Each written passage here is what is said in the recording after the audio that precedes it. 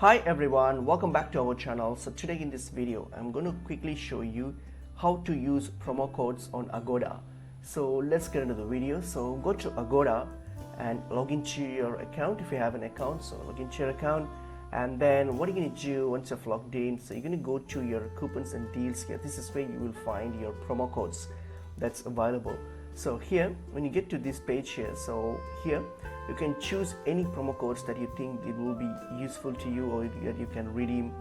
Okay, so what you're going to do, you're going to simply select any offer, any coupons here. So for example, I have a coupon here, so maybe if I click on get coupons, so simply click on it, and then when you click on the get coupon option, so this coupon has been successfully added to your account.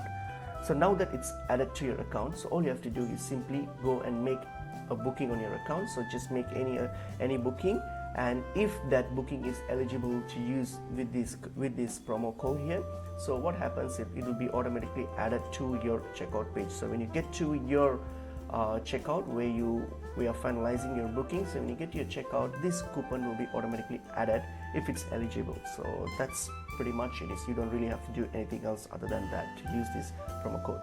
So that's pretty much it. Hope this video was helpful. I will see you in another video. Thank you.